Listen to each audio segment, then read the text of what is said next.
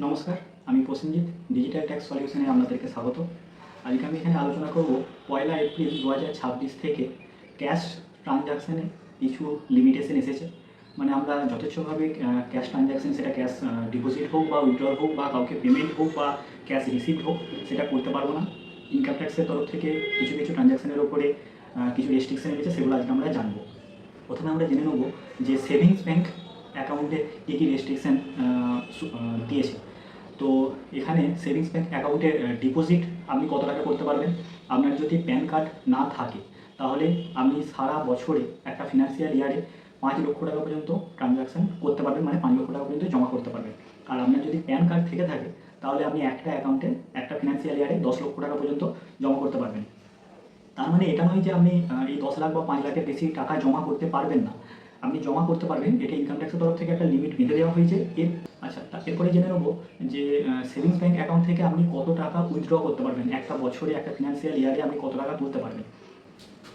আপনি যদি একটা সেভিংস অ্যাকাউন্ট থেকে 20 লক্ষ টাকা পর্যন্ত তোলেন এবং আপনি যদি আগের 3 বছরে কোনো আইটিআর ফাইল না করে থাকেন, তাহলে 20 লক্ষ টাকার বেশি আপনি যে পরিমাণ টাকা তুলবেন একটা অ্যাকাউন্ট থেকে একটা ফিনান্সিয়াল ইয়ারে, তার উপরে 2% হারে টিডিএস কেটে নেবে।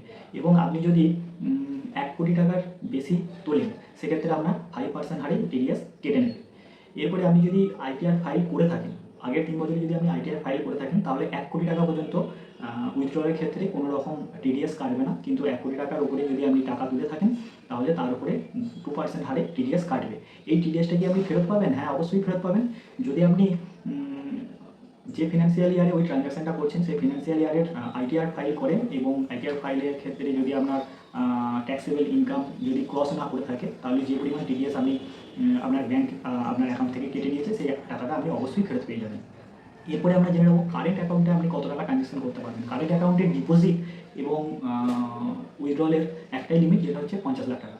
আপনি 50 লাখ টাকার উপরে টাকা তুলতে পারবেন, কিন্তু সেটা বা জমা করতে পারবেন, কিন্তু সেটা ইনকাম ট্যাক্সের পোর্টালে সেটা শো করবে, হাই ভ্যালু ট্রানজাকশন হিসাবে শো করবে।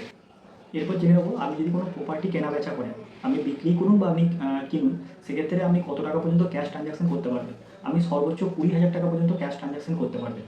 আপনি যদি কোনো ফ্ল্যাট বুকিং করেন, সেক্ষেত্রে টোকেন মানি দিয়ে থাকেন, সেই টোকেন মানির ক্ষেত্রেও ওই একই পরিমাণ টাকা আপনি মাত্র 20,000 টাকা পর্যন্ত ক্যাশ ট্রানজাকশন করতে পারবেন। তার উপরে যদি আপনি ক্যাশ ট্রানজাকশন করেন এবং সেটা যদি প্রমাণ করে এবং আপনাকে যদি ইনকাম ট্যাক্স ডিপার্টমেন্ট থেকে কোনো নোটিশ পাঠায়, সেক্ষেত্রে 100% পেনাল্টি কিন্তু ধার্য হবে।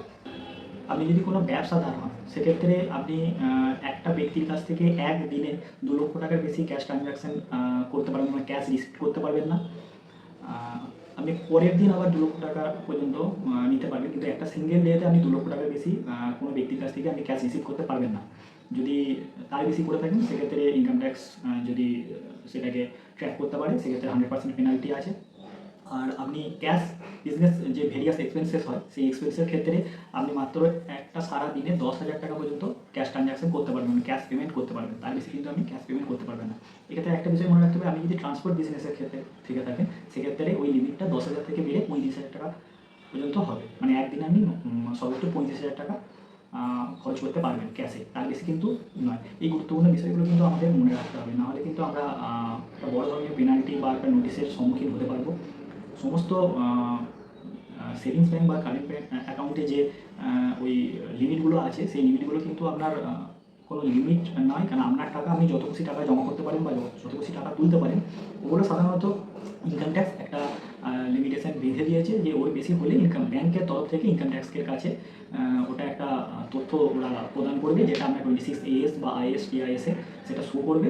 এবং সেইগুলো দেখে আপনি সঠিকভাবে এবং যথাযথভাবে আপনার ট্যাক্স ফাইলটা করলে সেক্ষেত্রে আপনার কোনো সমস্যা থাকছে না।